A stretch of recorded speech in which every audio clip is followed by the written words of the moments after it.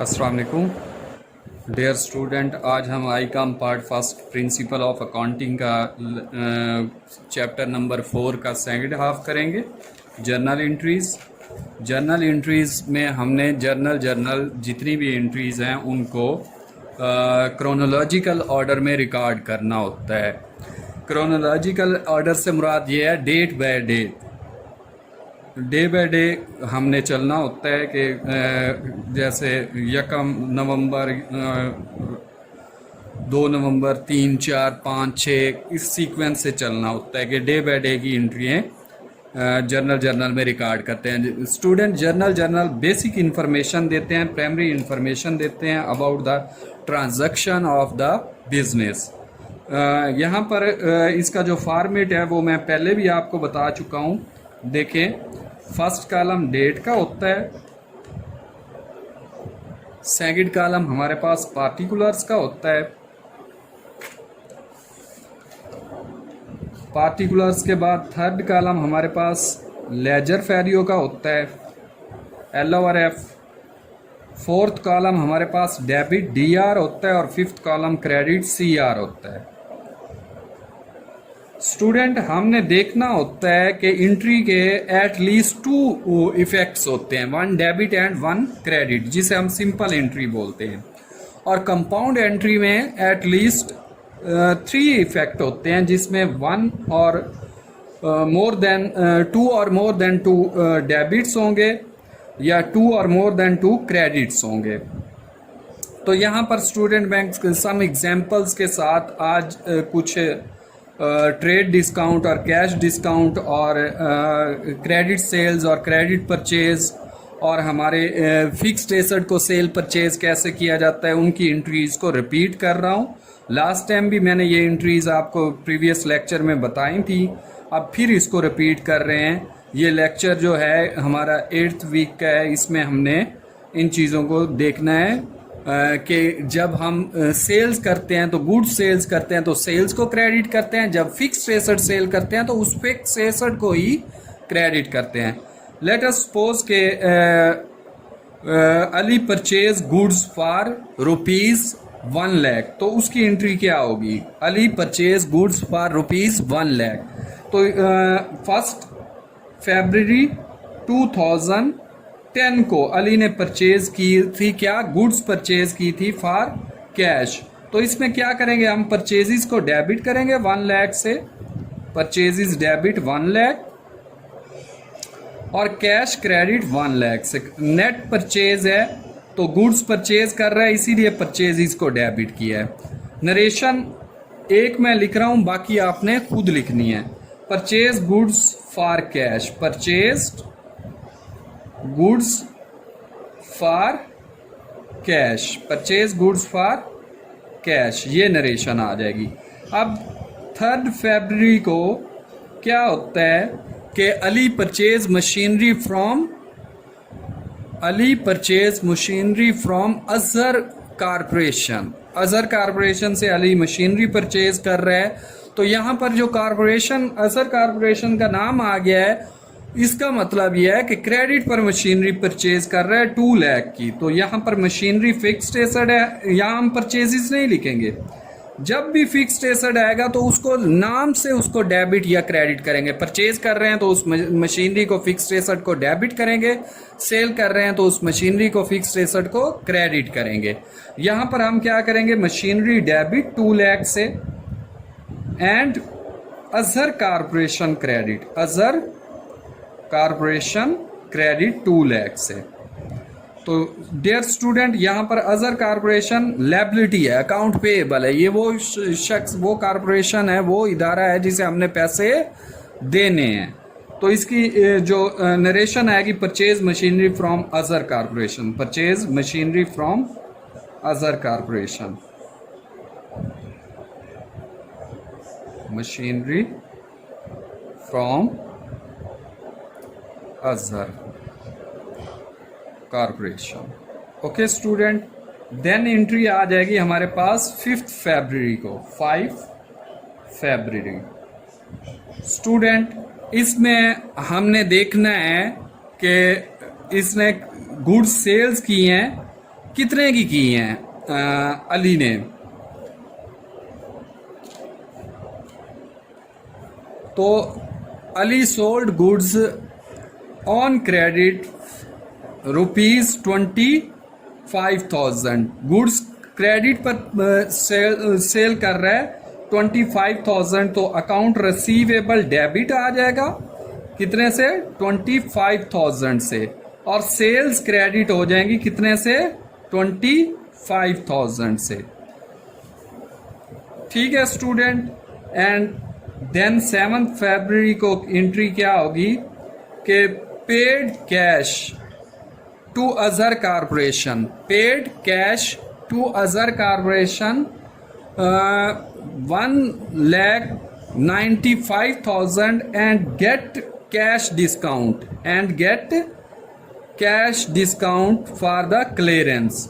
के स्टूडेंट देने तो 2 लाख थे, लेकिन उसे अजर कारपोरेशन को 1,95,000 देकर क्लियरेंस ले रहा है अली। तो इसमें क्या आ जाएगा? अजर कारपोरेशन डेबिट हो जाएगा कितने से बेटा? 2 लाख से। अजर कारपोरेशन डेबिट हो जाएगा कितने से? 2 लाख से। कैश क्रेडिट हो जाएगा कितने से? 1,95,000 से। और कैश डिस्काउंट रिसीव्ड जो है, कैश डिस्काउंट रिसीव्ड, ये क्रेडिट हो जाएगा कितने से? 5 लाख से, 5,000 से। कितने से बेटा? 5,000 से। तो ये हमारी एंट्री कंप्लीट हो जाएगी। एंट्री क्या बन जाएगी? अजर कारपोरेशन लायबिलिटी क्लियर 2 लाख से। कैश हमारा कितना चला गया है? 1,95,000। और रिमेनिंग हमने डिस्काउंट रिसीव्ड किया है, रिमेनिंग हमने 5,000 डिस्काउंट रिसीव्ड किया है अजर कारपोरेशन से। तो स्टूडेंट जो नेक्स्ट अब एंट्री होनी है वो है 8 फरवरी की, जिसमें हमने 8 फरवरी की एंट्री करनी है, जिसमें हमने क्या किया है जी? कैश रिसीव्ड किया है जो हमने गुड्स सेल की थी, जो हमने गुड्स सेल की थी। ये फर्स्ट कॉलम डेट का, जैसे कि मैंने आपको बताया, ये हमारे पास डेट का कॉलम आ जाएगा। सेकंड कॉलम पार्टिकुलर्स का आ जाएगा, जिसे हम डिस्क्रिप्शन भी कहते हैं, वजाहतें। थर्ड कॉलम लेजर वैल्यू, ये लेजर नंबर होता है कि ये जो जर्नल एंट्रीज हैं पार्टिकुलर अकाउंट की, उसका लेजर किस पेज नंबर पर बना हुआ है रजिस्टर के। और fourth one debit and fifth one credit column. अब हमारे पास एंट्री है जो हमने क्रेडिट सेल किया था 25,000 का, उसका कैश रिसीव हुआ है। और कितना रिसीव हुआ है? 24,500 रिसीव्ड हुआ है और क्लियर्ड हो गया सारा। तो इसकी एंट्री क्या होगी वो देखें स्टूडेंट। इसकी एंट्री होगी 8 फरवरी को। एंट्री क्या होगी ये हम देख लेते हैं। 7 और 8 फरवरी को cash received from the creditors ₹24,500 in full settlement. तो कैश हमारे पास कितना आ गया? 24,500। तो अकाउंट रिसीवेबल कितने थे हमारे? 25,000 थे। तो 500 का जो हमारा डिफरेंस आ रहा है स्टूडेंट, वो हमने डिस्काउंट अलाउड किया है। ये कैश डिस्काउंट हमने दिया है। अर्ली पेमेंट जो हमें, अर्ली रिसीट जो हमें हुई है, उस पर हमने कैश डिस्काउंट दिया है। इसको हम क्या बोलते हैं? Discount allowed. Discount allowed debit हो जाएगा कितने से? 500 से। तो इसकी नरेशन क्या लिखेंगे?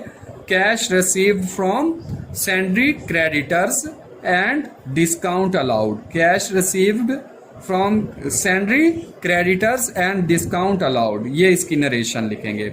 देन स्टूडेंट 9 फरवरी की एंट्री है sold goods for cash at 5% trade discount. Sold goods for cash at 5% trade discount. Trade discount पर गुड्स बेच रहा है 10,000 की, कैश पर बेच रहा है और ट्रेड डिस्काउंट कितना दे रहा है? 5% दे रहा है। तो स्टूडेंट ट्रेड डिस्काउंट और कैश डिस्काउंट में फर्क क्या है? ट्रेड डिस्काउंट कभी भी एंट्री में शो नहीं होता। ट्रेड डिस्काउंट कभी भी एंट्री में शो नहीं होता, एंट्री में शो नहीं करते, शो नहीं करते। ठीक है स्टूडेंट, ये एंट्री में कभी भी शो नहीं होता ट्रेड डिस्काउंट। और जो हमें प्राइस दी हुई होती है उसका 5% लेकर वो लेस करके रिमेनिंग की एंट्री कर देनी है, उसका 5% लेकर वो लेस करके रिमेनिंग की एंट्री कर देनी है। गुड्स सेल सोल्ड की है 10,000 की और ट्रेड डिस्काउंट कितना है 5%, 5/100 कर दूंगा तो ये मेरे पास कितना आ जाएगा 500। अब 500 में लेस करूंगा किस में से, सेल्स में से भी और कैश में से भी, सेल्स में से भी और कैश में से भी।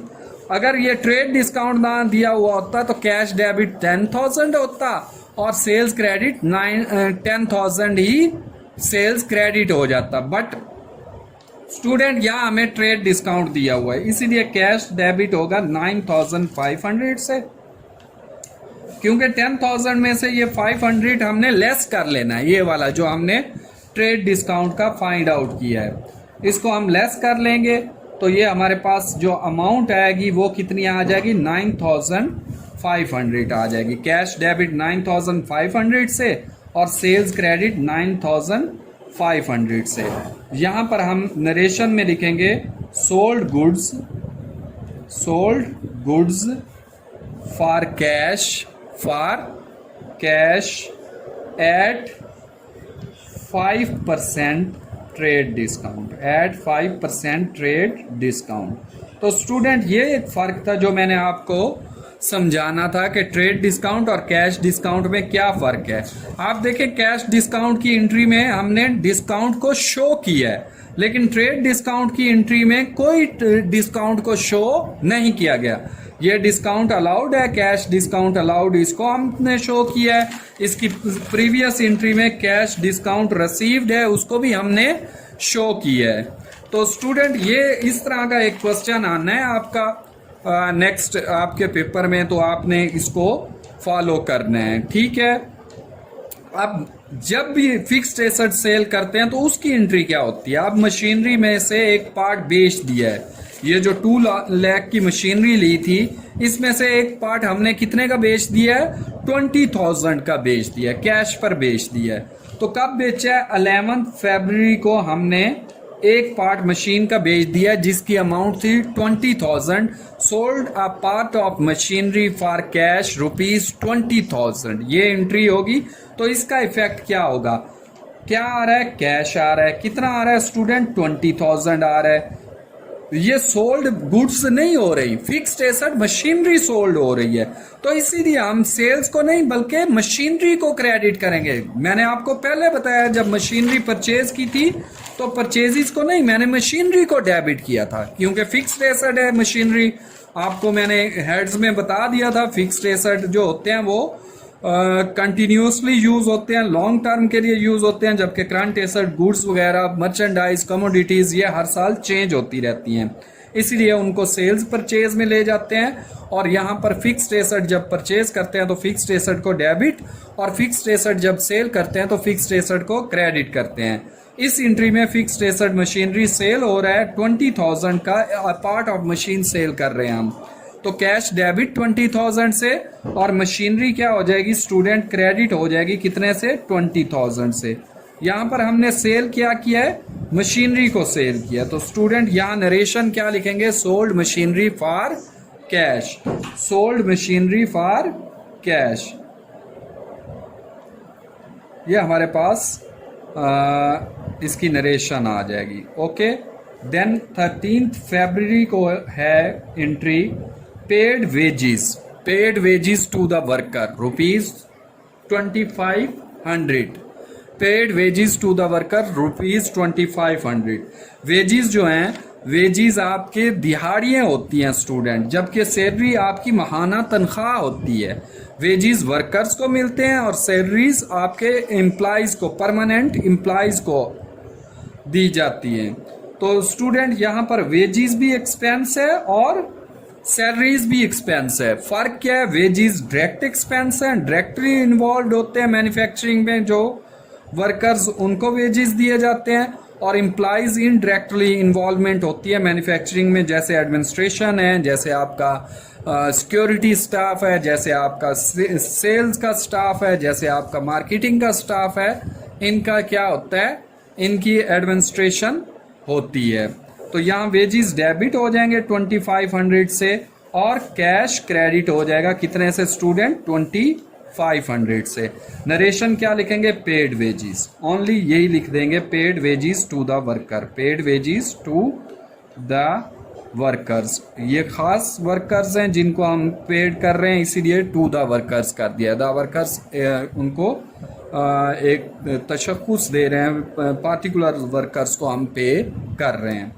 नेक्स्ट एंट्री 17 फरवरी की है, स्टूडेंट रेंट पे किया है। 17 फरवरी को क्या पे किया है, रेंट पे किया है, किसका, ऑफिस का। ऑफिस रेंट पर था तो उसका रेंट पे किया है। कितना रेंट था, 1000 रेंट था। तो रेंट आपका ऑपरेटिंग एक्सपेंस होता है, इनडायरेक्ट एक्सपेंस होता है। तो इसकी एंट्री भी बिल्कुल वैसे है जैसे ऊपर वाली एंट्री है, rent expense debit, rent expense debit, expense का EXPS लिख रहा हूँ, एब्रीवेशन, एक्सपेंस डेबिट 1000 से और कैश क्रेडिट 1000 से, और कैश क्रेडिट 1000 से। तो इसकी नरेशन क्या लिखेंगे, पेड रेंट, पेड रेंट।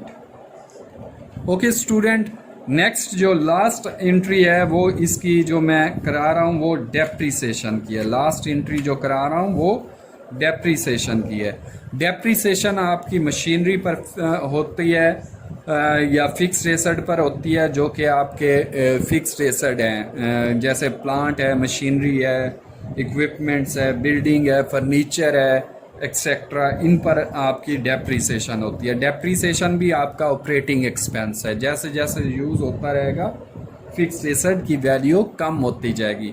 जो डेप्रीसिएशन है उसको हम क्या लेंगे, 28 फरवरी को depreciation expense debit, depreciation expense debit. कितने की डेप्रीसिएशन हो गई, मशीनरी डेप्रीसिएट हो गई 1000 की, डेप्रीसिएशन एक्सपेंस डेबिट 1000 से, और accumulated depreciation credit. Accumulated depreciation किसका है, ये मशीनरी का है, यानी मशीनरी की वैल्यू में 1000 की जो कमी आ रही है उसको हम एक्सपेंस शो कर रहे हैं, खर्चा शो कर रहे हैं, ऑपरेटिंग एक्सपेंस शो कर रहे हैं। ये हमारा प्रॉफिट एंड लॉस अकाउंट में चला जाता है depreciation expense. Accumulated depreciation of machinery ये बैलेंस शीट में चली जाती है, किसमें, बुक वैल्यू में कमी लाती है, किसके, मशीनरी की। यानी मशीनरी की 1000 की वैल्यू कम हो गई है, मशीनरी की 1000 की वैल्यू कम हो गई है। स्टूडेंट ये ओरिजिनल में तो कम नहीं होती, मशीनरी जितने टन की पहले थी अब भी उतने ही टन की है, बट उसकी एफिशिएंसी, उसकी कदर, उसकी वर्किंग की जो वैल्यू है वो कम हो जाती है। जैसे जैसे यूज़ होता रहेगा प्लांट, मशीनरी, इक्विपमेंट्स, उनकी कदर कम होती जाएगी with the passage of time. तो इस चीज़ को हमने देखना होता है स्टूडेंट के ये कैसे कमी आ रही है, और उसका अलग से एक फंड क्रिएट करते हैं अकोमोलेटेड डेप्रीसिएशन के नाम से। जो एक्सपेंस हम शो करते हैं हर साल, उस एक्सपेंस की उतनी अमाउंट हम लेकर प्रॉफिट में से अलग से रख देते हैं अकोमोलेटेड डेप्रीसिएशन फंड में उस मशीनरी के। जब उसकी लाइफ कंप्लीट हो जाती है स्टूडेंट, तो फिर उस पैसों से उस जैसा नया एसेट खरीदते हैं। तो इतने सालों में जो थोड़ा बहुत इंक्रीज हुआ होता है वैल्यू का, वो बर्डन हम पर पड़ता है, बाकी तमाम अमाउंट अरेंज नहीं करनी पड़ती। इसको हम डेप्रीसिएशन बोलते हैं। डेप्रीसिएशन नेक्स्ट ईयर में एक चैप्टर है पूरा, जो कि अकाउंटिंग में मैंने आपको पढ़ाना है। तो यहाँ पर जस्ट एक एंट्री है डेप्रीसिएशन की, जो अक्सर बच्चे भूल जाते हैं, तो उसको मैंने यहाँ हाईलाइट कर दी है कि अकोमोलेटेड डेप्रीसिएशन आपकी जो है वो बैलेंस शीट का इफेक्ट है, B/S इफेक्ट लिख रहा हूँ, EFFECT, यानी ये फिक्स्ड एसेट में कमी लाता है। और ये डेप्रीसिएशन एक्सपेंस जो है ये आपका प्रॉफिट एंड लॉस अकाउंट का इफेक्ट है, P&L अकाउंट का इफेक्ट है। ठीक है बेटा, प्रॉफिट एंड लॉस अकाउंट में एक्सपेंस और इनकम्स होती हैं, तो यहाँ डेप्रीसिएशन को हम एक्सपेंस शो करेंगे और इस एक्सपेंस को हम क्या नाम देंगे, डेप्रिसिएशन एक्सपेंस ऑफ मशीनरी। तो ये हर साल होगी डेप्रिसिएशन, हर साल ये डिक्रीज करते जाएंगे मशीन में से वैल्यू, और इसको एक्सपेंस डालते जाएंगे, और वो जो पैसा एक्सपेंस डालेंगे वो पैसा निकाल कर अलग से रिजर्व अकाउंट में, अकाउमुलेटेड डेप्रिसिएशन के अकाउंट में रखते जाएंगे। उधर से वैल्यू भी बैलेंस शीट में डिक्रीज होती जाएगी, इधर से ये एक्सपेंस शो करते जाएंगे, उधर से हमारा फंड जो है अकाउमुलेटेड फंड वो भी बढ़ता जाएगा। और जब 10 साल 15 साल जितनी लाइफ है उस फिक्स्ड एसेट की वो पूरे होंगे, तो एक हैंडसम अमाउंट हमारे पास पड़ी होगी नई मशीन या नया प्लांट या नए इक्विपमेंट्स या बिल्डिंग्स परचेज करने के लिए। तो स्टूडेंट ये थी कुछ जर्नल एंट्रीज जो कि लास्ट टाइम मैंने एक्सप्लेन करना थी। डिस्काउंट खासकर ट्रेड डिस्काउंट और कैश डिस्काउंट और सेल्स परचेज, और जब आप गुड्स परचेज करते हो तब एंट्री क्या होती है, जब फिक्स्ड एसेट परचेज करते हो तब एंट्री क्या होती है, जब गुड्स सोल्ड करते हो तब एंट्री क्या होती है। जैसे कि ये एंट्री है, कैश पर सोल्ड किए हैं गुड्स और ट्रेड डिस्काउंट भी है।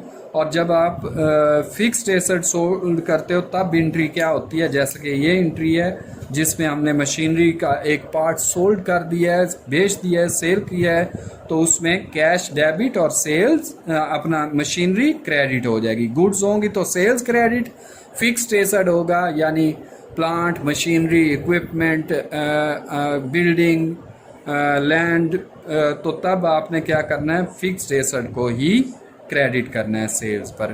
तो स्टूडेंट उम्मीद है कि ये अब चैप्टर आपको क्लियर हो गया होगा। इंशाल्लाह नेक्स्ट वीक हम 5th चैप्टर शुरू करेंगे, लेजर।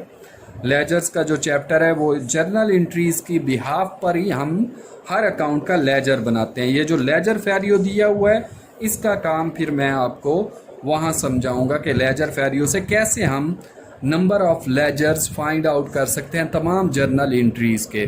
तो स्टूडेंट उम्मीद करता हूँ कि आप इस चैप्टर को ज़रा क्लोजली वॉच करेंगे, देखेंगे। कोई मसला हो तो मुझसे ज़रूर कंसर्न कीजिएगा। अल्लाह आपको आसानियाँ दे। ओके, अल्लाह हाफिज़।